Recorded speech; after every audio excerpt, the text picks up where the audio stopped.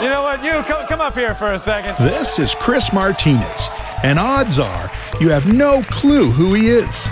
He's not a famous YouTuber, and in fact, he's hardly ever been in front of a camera. Yet at this moment, he finds himself on live TV, face to face with his idol. Hey man, it's Kevin Smith, Silent Bob from all those terrible Jay and Silent Bob type pictures, man. Check out Chris is Real. It is far more visually interesting than any movie I ever made. Chris was just 4 years old the first time he met one of his heroes. Things did not go as smoothly then. His interest in how his heroes were brought to life never stopped growing, eventually finding himself inside the octagon with UFC champions. Me and my friend Chris Martinez, we produce it, we direct it, we do it ourselves. He does all the editing. It was just like, wow, this guy does really good work. I pulled him aside and was like, you got a knack for this. I go, let me hire you. I hired him, me and him, we busted stuff out. But I've been watching a couple of episodes of your show, and it's Tito Ortiz Uncaged. Correct. And great production value. Looks like you guys are really spending some money to do these things because they look phenomenal. I have a really good editor, Chris Martinez. But the lighting is, everything about it is really nice. Thank you very much. It's just, I think when you have someone who puts their heart and soul into something that I love, and he has my back the same way, I think you get a good product. And it shows. I mean, I look at it and I'm just like, wow, this is getting better and better and better. And how do you reinvent yourself each and every time to make it better? And Chris Martinez is doing that, and I'm very thankful. And I think I got something pretty good that is going to keep working. I dig it. I couldn't have said it any better myself. I talked with Chris, and we just got finished talking about the Tito Ortiz Uncaged. And I'm like, man, what possessed you to think of something like this? And production value is very high. Congratulations on a badass, good-looking show with cool content. Yeah, just tell us who you are. We'll start. My name is Marlon Vera. Everybody knows me as Cheetah, and I came from Ecuador. Well, for this fight, I decided to have a camera crew with me. I partnered up with Chris Martinez, and we're gonna start making series of my life, of my training, or of my upcoming fights. I don't give two f***s who you are. I'm gonna punch in the face. I'm gonna try to hurt you with any f***ing thing. But if you say something on social media, that's good, promote the fight.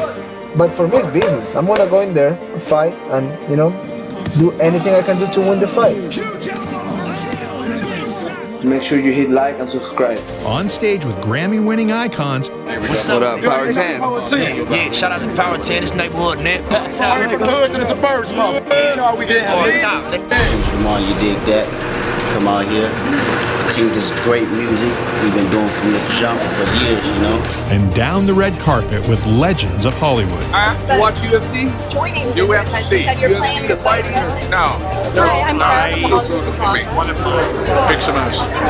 You're gonna kill it. What are you? Are you to us? So you guys doing all right? All right, take care. Hit that subscribe button too. We love you. Subscribe again. Get it and subscribe again. Yeah. Jada, do you watch UFC? Yeah, I watch UFC. Go out there and handle your business. Good luck. Keep punching. This is Chris Martinez. You know his story well. Perhaps next time he can help tell yours. And that's the bottom line, because we said so. All right, everyone. Thanks for joining Super Heavy. My name is Chris Martinez. Today on our show, we have my friend, the CFO of Adobe, known for Photoshop and every other program you need to do anything creative in the world today, Mr. John Murphy. I know you grew up in the Bay Area, John. Dodgers are in the World Series. Does that burn you up, or are you now a LA resident fan of the Dodgers as well? Yeah, so actually I grew up on the East Coast, but I've been in the Bay Area and Southern California for a long time now. So being from the East Coast, I was originally Yankees, and then I lived in Boston for a while, so I just switched to Boston, be a Red Sox fan for a while. And so, I look at it this way. The Dodgers are doing a great job, and it'd be great to celebrate something. I think we're due for a win, and it'd be good for everyone around here. So you grew up on the East Coast then. So what was that like? Where'd you grow up, and what was your upbringing kind of like? Born in New York City, and my parents were from Ireland, so I'm a son of immigrants. And it was great. We lived in a very mixed community, Irish immigrants, Italian immigrants, Puerto Rican immigrants, Caribbean immigrants. It was really great. I enjoyed it. So growing up in New York City, thinking about what's going on in the world today, and especially more recently, I just found it awesome to be able to grow up with people from all different cultures. And I think about it in school and in high school. it was a total mixed bag. It was great. And so for me, I really enjoyed it. And, living in New York City was kind of weird because I didn't have this concept of what the country looked like, until we go on vacation somewhere. And I always thought the country was Central Park because it was the biggest green thing I could find. It was kind of crazy. But then later on I realized, hey, being out in the country, I think I might be more of a country boy than I was a city boy. I love it out there. I actually went to New York for the first time this year, and it was quite a different lifestyle, a different pace, different, you see it in the movies and everything, but you think it's kind of a gimmick, but you get there and you realize like it's a complete different way of life. Yeah, it really is. It's super fast paced, which I do like. New Yorkers are not as rude as everybody thinks they are. They just happen to be very blunt. So sometimes that comes across rude. But when I first moved to California, actually, and I was working, I actually got feedback from my manager at the time that I was too blunt and I was like pissing off my coworkers. So I had to tone it down a little bit. So has that been something that has helped you in your corporate career? Is your maybe tough upbringing or being around a diverse group of people on the East Coast? I think so. You have to, when you're working in large corporations and you're working large teams, what I've certainly learned over time is that the more diverse your team is, both in thinking and backgrounds, the more creative solutions come up. And so you end up with I think a better high performing team, and then company cultures that support that environment really do well. I mean, at Adobe, we are absolutely champions for very diverse backgrounds and cultures, and with that, Adobe's performance over the last 20 years, and even more recently, the last 10 years, has been phenomenal. And I think growing up in the East Coast, being that direct kind of communicator that I was coming from New York, I also helped a little bit too, because while I had to soften a little bit, I didn't want to not be direct. I didn't want people to guess what I needed them to do, especially on my teams when we're directing large, diverse teams. I wanted to make sure that they really understood what the mission was, what success would look like, and that I was there to help them get there. That sounds like, from the point of your career where you were already managing people, what was the journey like from before you were in a position of maybe authority? Because I entered the corporate world through finance and accounting. I studied accounting, and I went into public accounting, working for Price Waterhouse, which is one of the big 8 firms at the time. Now there's only 4 of them. They consolidated over the years. But these are firms that audit public companies that are traded on the New York Exchange or on the NASDAQ. And it's a requirement for public companies to have independent auditors. And working there, their model is similar to a law firm. You're an individual contributor, for a number of years, and then you start getting a supervisory role, and then you start getting a managerial role. And so I was able to move fairly quickly from the individual contributor role to a supervisor in 2 years. And so I started managing teams. There were project teams, and I really liked it. I really liked being able to motivate a team and help the team to succeed and really engage. At the time of dealing with clients, engaging with the client, explaining what the work we're doing. So I had to manage both the team and I had to manage the relationship. And so that was a great experience and gave me the confidence that I could manage more complex things. And then as I left public accounting and I went into my first public company, they call it, when you transition from public accounting, you're going into industry.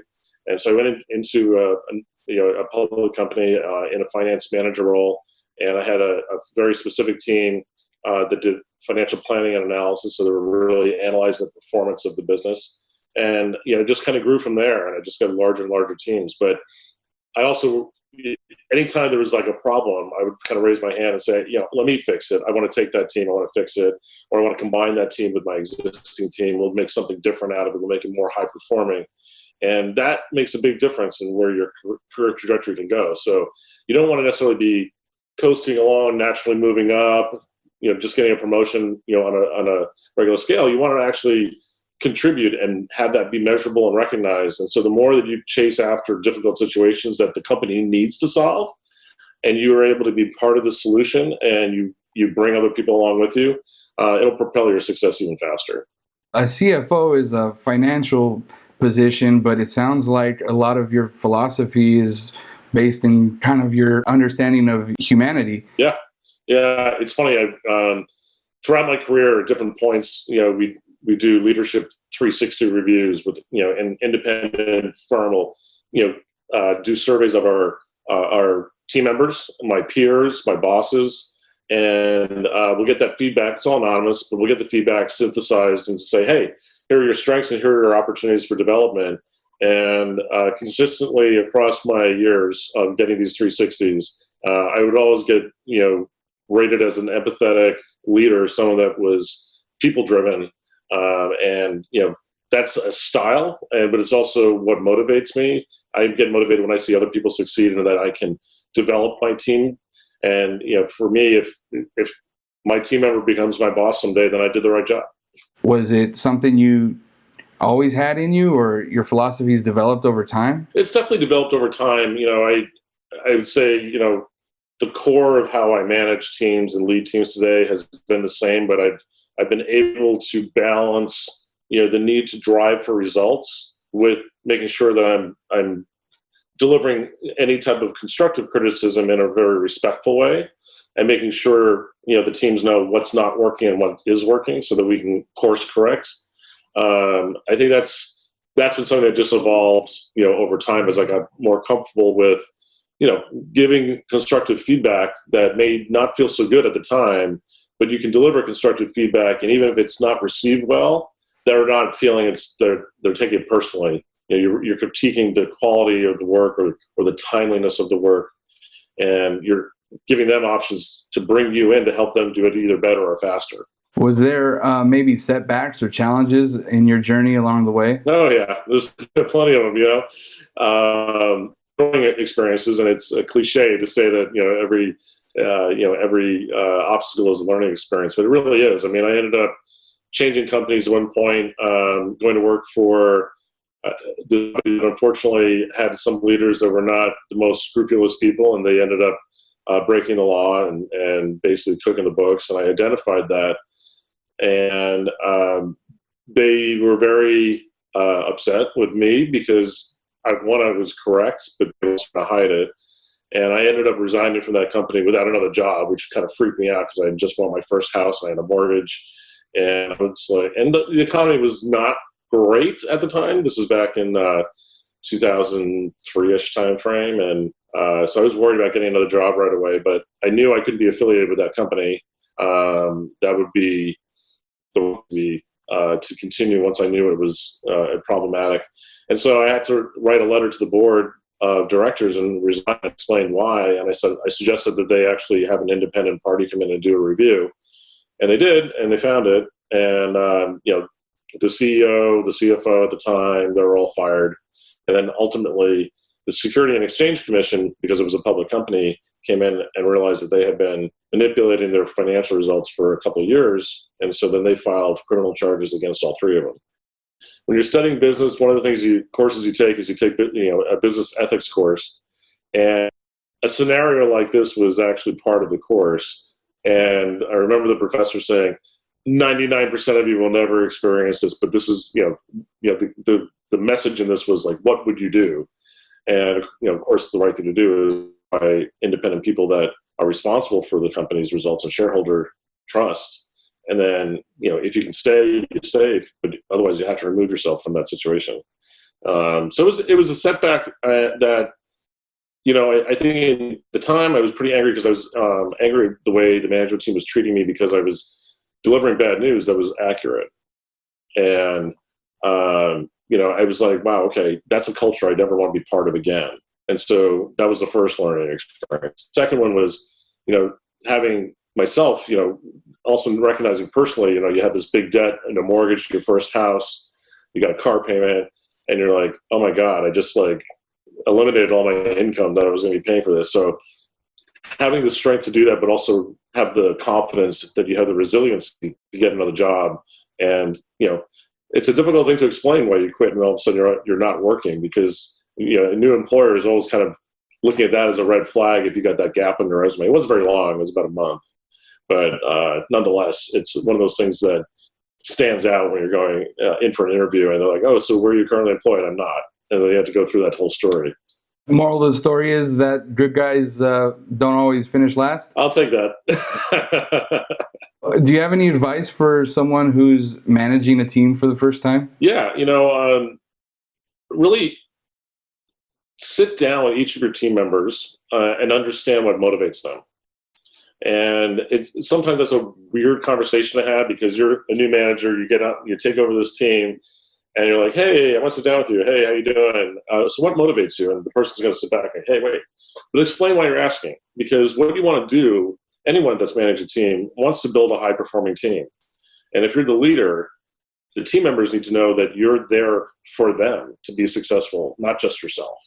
And so the more that you can just find saying, hey, I have a vision for a high-performing team, but the only way that I can get there is understanding how you're motivated, what your ambitions are, and then me help you know that if we're successful in whatever our responsibilities are, I can help get you to where you want to go.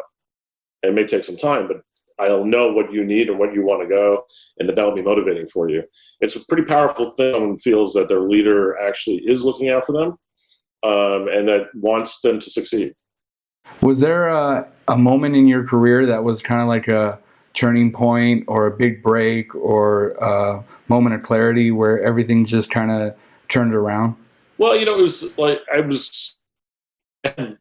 envisioned being the CFO of a large public company, and everything I did, whether I changed companies or took new roles within a company I was working at, was all designed to increase my tools in my toolbox, my finance toolbox, and so that I would have experiences I could reference when faced with different conditions of a business, whether it'd be growing rapidly and we have to make decisions quickly, and we need to allocate resources quickly, or in an economic downturn, we have to cut costs and we have to prioritize where we're going to invest our money. So all my experiences were really designed to do that. I think the turning point for me was when I went and worked for DirectTV, where I spent 10 years of my career.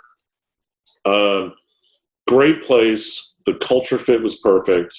The management team was really superb, outstanding. They were very down to earth. They didn't have a lot of ego. They were extremely approachable, and the cohesion of the management team wanting to propel the company to be the number one pay TV provider in the nation really just resonated when you're all focused on the same mission and you're sharing information to be able to get to that place. It clicked for me that is an environment that I could be successful in, because that really married all the philosophies I'd learned through the different companies and through school and even through my MBA when I went back to USC. So for me it was that mix of having the right leadership, having the right culture, having a motivated team, and that would share information that you needed to do your job effectively. All came together for me to not only motivate me, but actually realize the more that those things are together, the more impact I can make. I remember a time before cell phones were around and everyone could just point it at their face and change who they are, change their image, and manipulate the photo with a first grade education. But back in the day, if you needed to do anything with an image, you needed Photoshop, and Adobe has always been on the cutting edge of technology, and now with AI being a huge part of your business, I was wondering if you could share kind of your thoughts on the future of technology and art and what Adobe has in store for us. If I take a step back, the content explosion that's happening right now because of these tools, and we are making the tools easier to use. It's allowing any average person that really has a story to tell, they want to tell it visually or a combination of visually and with audio or with text. There's tools that we've developed over the last several years that make it easy for anyone to create a very compelling visually story or content that they want to share with someone, whether it's to share what they're doing or to influence someone, whether they want to come on your podcast or they want to, watch any of the videos that you've made. So it'll be, I think it's really a great way for you to take a look at all that, but there's just so much. Adobe is an innovation company. As you said, we invest a lot in research and development, very specifically towards creative tools, so that we understand where that market's going. And, a lot of our products, like Photoshop, back in the day, was a very complex product to use. And so professionals were obviously our target audience. Well, as we brought out Photoshop Express, as we brought out Spark, as we brought out Premiere Rush, which is our video tool, that's an easier one to use off of Premiere. All of these things were to create an experience that an average person picking up for the first time could actually manipulate a photo, make it a video, stitch something together easily, using a lot of the AI tutorials that were built into these products. And then as they got more proficient, maybe they upgrade to the full version and have all the full features available to them. But for the average person, a lot of what's in what I'll call the consumer version of these products is enough. It's enough for them to be able to manipulate photos the way they want to. We released earlier this year Photoshop Camera, and that has thousands of lenses and filters that you can download. And these are filters and lenses from professional photographers saying, hey, I want to take this night shot that really accentuates stars, but I also want to make sure that the background's illuminated, and how they do it with different filters. They've created these digitally. And this is going to be on my own Photoshop skills. So, but this is actually on the Photoshop Camera, which is a free app. And then, there's components of it as you want to use more and more lenses that you may sign up for a nominal subscription. But those are things that we put out there that are really kind of exciting. So it's kind of like your own version of Instagram filters or Snapchat filters, but with a photography base. Exactly, and it's you get all those types of fun filters in there too. But there's just you think about some of the most beautiful images you've seen and how they're lit and what's accentuated. It's really pretty amazing, some of the filters that these professionals have provided to us digitally to apply to any photo in your photo library and see what you can do with it. Well, that's incredible. Like I said, I've been using Photoshop since I was a kid. I'm going to be a lifetime customer, and I can't wait to see what's in store with these new lenses and app-based filters. So, John, thanks so much for your time. I know you're busy. Over here at Super Heavy, we do a little virtual pound when we're saying goodbye. There you go. All right, take care. Thank you, guys.